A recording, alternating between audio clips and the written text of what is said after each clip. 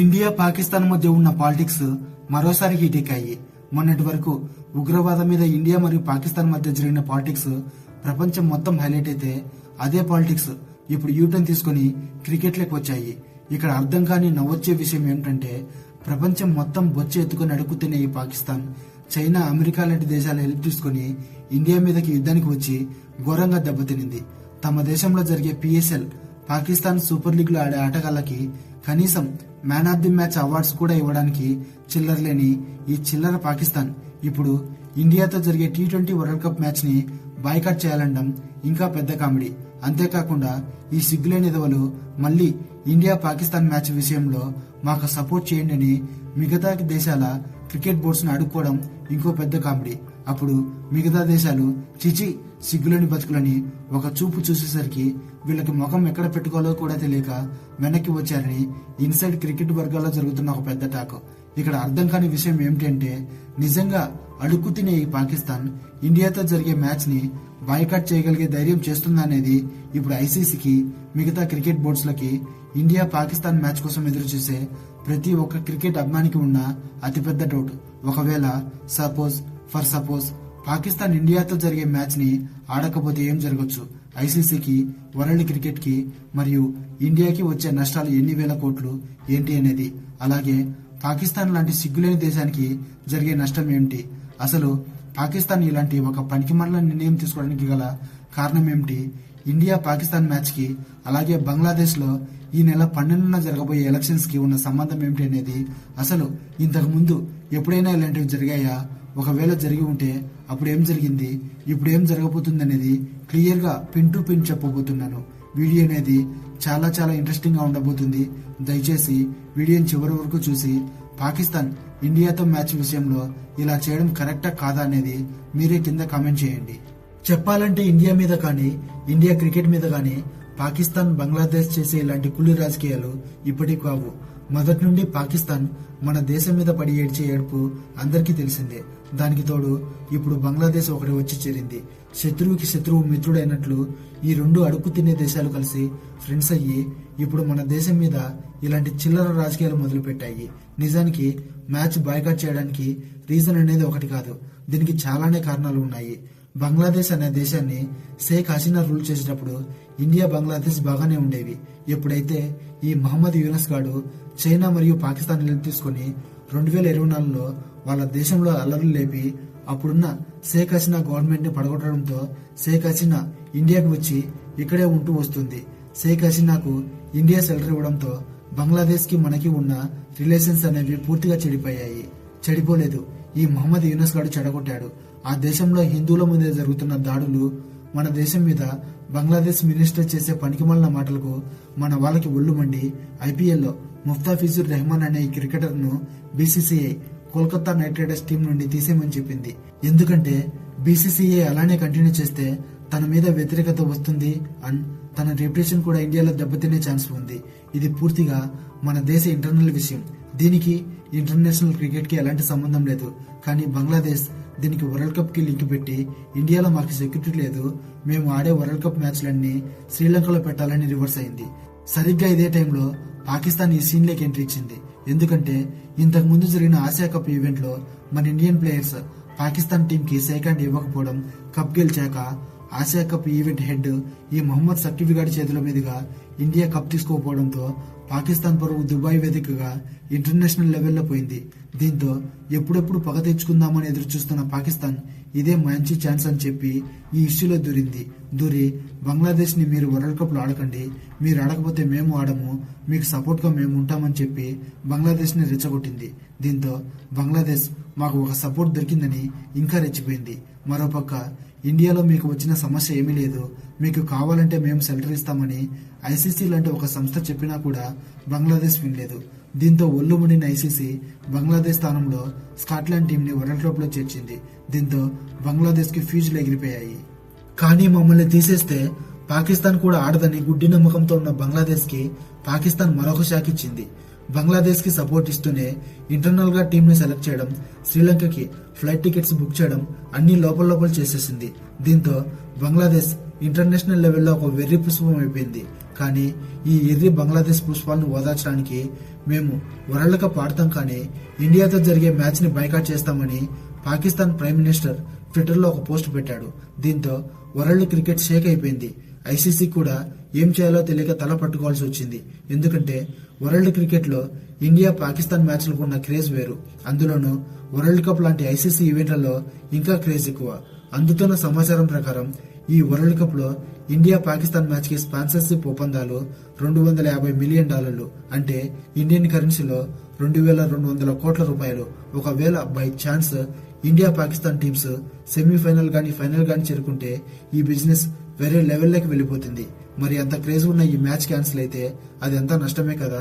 ఇదే పాకిస్తాన్ కు ఉన్న బలుపు కూడా. మేము మ్యాచ్ ఆడకపోతే ఇంత నష్టం వస్తుంది కాబట్టి మేము చెప్పినట్లు వింటారని అనుకుంటున్నారు. కానీ ఇక్కడ ఐసీసీ మరో ట్విస్ట్ ఇచ్చింది. అదేంటంటే ఒకవేళ పాకిస్తాన్ ఇండియాతో జరిగే మ్యాచ్ ఆడకపోతే దీనికి కారణమైన పాకిస్తాన్ చాలా అంటే చాలా సమస్యలు ఎదుర్కోవాల్సి వస్తుందని చెప్పింది. అవేంటి అంటే ఈ వరల్డ్ కప్ మ్యాచ్లను లైవ్ ఇచ్చే ఛానల్లో ఒకటైన జియో హాట్స్టార్ మొదట పాకిస్తాన్ మీద కేసు వేస్తుంది. ఒకవేళ పాకిస్తాన్ ఈ మ్యాచ్ ఆడకపోతే ఐసీసీ నుండి ప్రతి సంవత్సరం పాకిస్తాన్ కి వెళ్లే ఆదాయాన్ని కట్ చేస్తుంది. ఇది దాదాపు $35 మిలియన్, అంటే ఇండియన్ కరెన్సీలో 320 కోట్లు ఉంటుంది.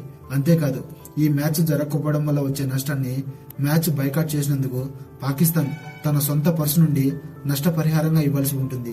ఐసీసీ పాకిస్తాన్ క్రికెట్ బోర్డుని కొంతకాలం పాటు సస్పెండ్ చేయవచ్చు లేదా పర్మనెంట్ గా ఐసీసీ బోర్డు నుంచి పాకిస్తాన్ సభ్యత్వము తీసేయవచ్చు. ఫ్యూచర్ లో జరిగే ఐసీసీ ఈవెంట్స్ కూడా పాకిస్తాన్ లో జరగకపోవచ్చు. దీనివల్ల పాకిస్తాన్ క్రికెట్ బోర్డు పతనం కావచ్చు. సరే, కొద్దిసేపు మ్యాచ్ జరగకపోతే వచ్చే కష్ట నష్టాలు పక్కన పెడదాం. ఇప్పుడు మనం మాట్లాడుకోవాల్సిన ఇంకో పాయింట్ ఏంటంటే అసలు ఒక క్రికెట్ బోర్డు ముందుగా ఫిక్స్ అయిన మ్యాచ్ ని క్యాన్సిల్ చేయొచ్చా? దీని గురించి మాట్లాడుకునే ముందు మనం ఇంకోటి తెలుసుకోవాలి. అదే ఎంపీఏ, అంటే మెంబర్ ఆఫ్ పార్టిసిపెంట్ అగ్రిమెంట్. ఈ అగ్రిమెంట్ లోని 5.7.1 నిబంధన ప్రకారం ఐసీసీ బోర్డులోని ప్రతి ఒక్క సభ్య దేశం మేము ఐసీసీ నిర్వహించే ప్రతి ఈవెంట్ లో జరిగే మ్యాచ్లను ఏమాత్రం ఇబ్బంది పెట్టకుండా ఆడడానికి సిద్ధంగా ఉన్నామని చేసే ఒక అగ్రిమెంట్.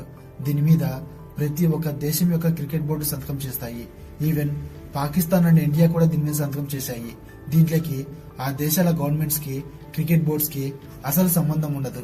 సో ఈ అగ్రిమెంట్ ప్రకారం ప్రతి దేశం తమ షెడ్యూల్ ఉన్న ప్రతి ఒక్క మ్యాచ్ ఆడాలి. ఒకవేళ ఇప్పుడు అనుకుంటున్నట్లు పాకిస్తాన్ ఇండియాతో మ్యాచ్ ఆడకపోతే అది ఎంపీఏలోని రూల్స్ ప్రకారం అది బ్రీచ్ ఆఫ్ అగ్రిమెంట్ కిందికి వస్తుంది.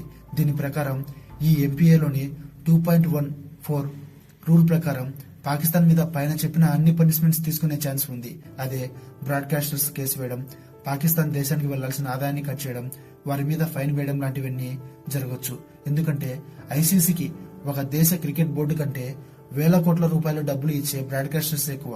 వాళ్ళు డబ్బులు ఇస్తేనే కదా క్రికెట్ ని ఇంకా చాలా చాలా దేశాల్లో డెవలప్ చేసేది. వాళ్ళు డబ్బులు ఇస్తుంటేనే కదా ప్రతి బోర్డుకి ప్రతి సంవత్సరం ఐసీసీ కొన్ని వందల కోట్లు వాళ్ళ దేశాల్లో క్రికెట్ డెవలప్మెంట్ చేయమని ఇచ్చేది. ఒకవేళ ఈ బ్రాడ్కాస్టర్స్ అనే వాళ్ళే లేకపోతే క్రికెట్ అనేదే ఉండదు కదా. అందుకని ఐసీసీకి బ్రాడ్కాస్టర్సే ఎక్కువ. కానీ ఇక్కడ పాకిస్తాన్ కూడా మ్యాచ్ ఆడకపోతే వచ్చే సమస్యల మీద ఫైట్ చేయడానికి ఇంకో వెపన్ చేతిలో పెట్టుకుని ఉంది. అదే ఎఫ్ఎంసి, అంటే ఫోర్స్ మెజర్ సర్కంఫరెన్సెస్. అంటే ఏదైనా ఒక దేశం తమ చేతుల్లో లేని కొన్ని ప్రత్యేకమైన పరిస్థితుల్లో ఏదైనా ఒక మ్యాచ్ ఆడలేకపోవడం. ఏంటి ఆ పరిస్థితులంటే ఏదైనా యుద్ధమైనా జరుగుతూ ఉండాలి, ప్రకృతి విపత్తైనా వచ్చి ఉండాలి, లేదా ఉగ్రదాడైనా జరిగి ఉండాలి, లేదా చివరిగా ఆ దేశ ప్రభుత్వం మ్యాచ్ జరగకుండా ఆపాలి. ఇక్కడ ఉన్న చివరి పాయింట్ ని చూసే ఇప్పుడు పాకిస్తాన్ ఎగిరెగిరి పడుతుంది. ఇక్కడ యుద్ధం లేదు, ప్రకృతి విపత్తు లేదు, ఉగ్రదాడి లేదు.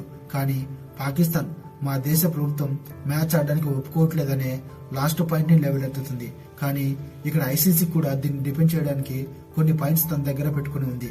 అవి ఏంటి అంటే క్రికెట్ కానీ ఇంకా వేరే స్పోర్ట్స్ కానీ ఒక దేశ క్రీడల్లో ఆ దేశ ప్రభుత్వాల పెత్తనం చాలా అంటే చాలా తక్కువ ఉండాలి. దీని ప్రకారం పాకిస్తాన్ మన ప్రభుత్వం ఆడడానికి అనుమతి ఇవ్వట్లేదనే ఒక రీజన్ చెప్పినా ఎందుకు ఆడకూడదనే ఒక వ్యాలిడ్ రీజన్ చూపించాలి. ఇక్కడ పాకిస్తాన్ దగ్గర అలాంటి ఒక బలమైన రీజన్ అనేది లేదు. ఇక్కడ యుద్ధమా జరగట్లేదు, ఏదైనా ప్రకృతి విపత్తు అంటే అది లేదు. ఇక చూపించాల్సింది ఉగ్రదాడి లేదా శాంతి భద్రతల సమస్య అనేది చూపించాలి. ఒకవేళ ఈ రీజన్ చెప్తే ఎప్పుడైతే మేము ఇండియాతో మ్యాచ్ ఆడట్లేదని పాకిస్తాన్ ప్రైమ్ మినిస్టర్ అనౌన్స్ చేశాడో అదే రోజు India and Pakistan under 19 match జరిగింది. ఆ మ్యాచ్ ఆడడానికి ఏమి ఇబ్బంది లేని మీకు వరల్డ్ కప్ మ్యాచ్ ఆడడానికి వచ్చే ఒళ్ళు నొప్పి ఏంటిని ఐసీసీ అడిగే ఛాన్స్ ఉంది. సో ఇక్కడ కూడా పాకిస్తాన్ లాంటి కన్నింగ్ దేశాలు చూపించే పప్పులు ఉడకవు. ఇక్కడ పాకిస్తాన్ మా ప్లేయర్స్ కి ఇండియాలో థ్రెడ్ ఉందని చెప్పడానికి కూడా లేదు. ఎందుకంటే పాకిస్తాన్ తమ మ్యాచ్లన్నీ శ్రీలంకలో ఆడుతుంది. ఇలా అడిగింది కూడా పాకిస్తానే. ఇక్కడ మా ప్రభుత్వం వద్దు అని చెప్పిందని చెప్పడానికి కూడా లేదు. ఎందుకంటే ఆ Pakistan cricket board chief Mohammad Naqvi గాడు ప్రెసెంట్ పాకిస్తాన్ ప్రభుత్వంలో ఒక కీలక పొజిషన్ లో ఉన్నాడు. అలా చెప్తే డైరెక్ట్ అండ్ ఇండైరెక్ట్ గా పాకిస్తాన్ క్రికెట్ లో పాక్ ప్రభుత్వం వేలు పెట్టినందుకు ఐసీసీ పాకిస్తాన్ క్రికెట్ బోర్డు మీద బ్యాన్ వేసే ఛాన్స్ ఉంది. మరి ఇంతకు ముందు ఎప్పుడైనా ఇలాంటివి జరిగాయి అంటే చాలానే జరిగాయి కూడా. అవి ఏంటి అంటే ఐసీసీ దగ్గర ఉన్న రూల్స్ లలో ఆర్టికల్ 2.4 ప్రకారం ఏదైనా ఒక క్రికెట్ బోర్డు వ్యవహారాల్లోకి తమ దేశ ప్రభుత్వాలు జోక్యం చేసుకోకూడదు. ఒకవేళ ఉన్నా అది చాలా చాలా తక్కువగా ఉండాలి. ఒకవేళ ఇంతకు మించి ఉంటే ఐసీసీకి ఆ దేశ క్రికెట్ ని బ్యాన్ చేసే అధికారం ఉంది. ఎగ్జాంపుల్ గా తీసుకుంటే 2019 సంవత్సరంలో జింబాబ్వే క్రికెట్ బోర్డు ని ఆ దేశ ప్రభుత్వం ఏర్పాటు చేసింది. దీంతో కోపం వచ్చిన ఐసీసీ ఆ దేశాన్ని ఇంటర్నేషనల్ క్రికెట్ లో 3 నెలల పాటు బ్యాన్ చేసింది. దీంతో ఆ దేశానికి ఐసీసీ నుండి వెళ్లే ఫండ్స్ వెళ్లలేదు. 2019లో జరిగిన వరల్డ్ కప్ కూడా క్వాలిఫై కాకుండా పోయింది. అదేవిధంగా 2023లో శ్రీలంక క్రికెట్ టీం సరిగ్గా ఆడట్లేదని శ్రీలంక ప్రభుత్వం శ్రీలంక క్రికెట్ బోర్డుని రద్దు చేసింది. సో ఇక్కడ కూడా ఐసీసీ శ్రీలంక క్రికెట్ ని బ్యాన్ చేసింది. తర్వాత కొన్ని రోజులకి ఈ బ్యాన్ తీసేసిందిలేండి, అది వేరే విషయం.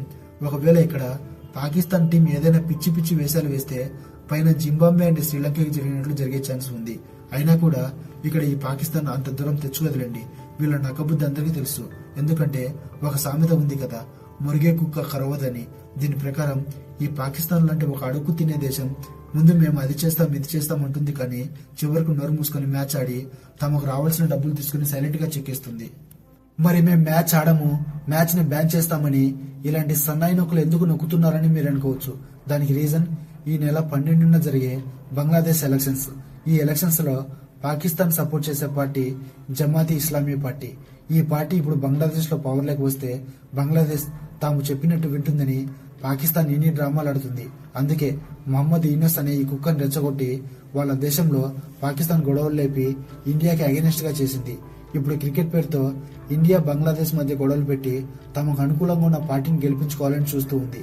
కానీ ఒకప్పుడు ఇదే బంగ్లాదేశ్ 1971లో పాకిస్తాన్ చెప్పు చేతుల్లో ఉండి నలిగిపోతూ ఉంటే ఇండియా వెళ్లి పాకిస్తాన్ తో యుద్ధం చేసి బంగ్లాదేశ్ కి ఫ్రీడమ్ ఇప్పించింది. మనం ఫ్రీడమ్ ఇప్పిస్తే కానీ బతుకులని బతుకులు వీళ్ళవి. వీళ్ళు ఈ రోజు పాకిస్తాన్, చైనా లాంటి దేశాల సపోర్ట్ చూసుకుని నోటికి వచ్చినట్లు మాట్లాడుతున్నారు. వీళ్లే కాదు, మన చుట్టూ ఉన్న పాకిస్తాన్, శ్రీలంక, బంగ్లాదేశ్, మాల్దీవ్స్, నేపాల్, మయన్మార్ లాంటి దేశాలు కుక్కల్లాంటివి. అందుకే ఇలాంటి కుక్కలకి అమెరికా, చైనా లాంటి దేశాలు బిస్కెట్స్ వేసి రెచ్చగొట్టి మన దేశంలో గొడవలు రేపుతున్నారు.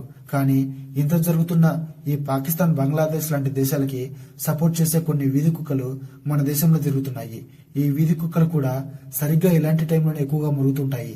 కానీ పాకిస్తాన్, బంగ్లాదేశ్ లాంటి దేశాల్లో ఇండియాకి సపోర్ట్ గా ఒక్కడు కూడా మాట్లాడు. మన దేశంలో పైన చెప్పుకున్న కొన్ని వీధి కుక్కలు మాత్రం ఫుల్లుగా మురుగుతూ ఉంటాయి. మన దరిద్రమేది. ఫైనల్ గా చెప్పే ఒకే ఒక మాట ఏంటి అంటే మన దేశానికి ఎగెనిస్ట్ గా పాకిస్తాన్, బంగ్లాదేశ్ లాంటి అడుగు తినే కుక్కలతో కలిపి మన దేశంలో ఉన్న కొన్ని వీధి కుక్కలు ఎంత మురిగినా కూడా మన దేశం యొక్క వెంట్రుకు కూడా పీకలేరు. That's all it's guys. మీ కనుక ఈ వీడియో నచ్చినట్లయితే ఒక లైక్ చేసి సబ్స్క్రైబ్ చేసుకుని కింద ఉన్న బెల్ బటన్ నొక్కి నోటిఫికేషన్స్ ఆల్లో పెట్టుకోండి. అలా చేస్తే నేను పెట్టే ప్రతి వీడియో మీకు నోటిఫికేషన్స్ రూపంలో వస్తుంది. అలాగే ఇంకో వీడియోలో ఇంకో టాపిక్ తో మీ ముందుకు వస్తాను. అంతవరకు ఉంటాను. జై హింద్.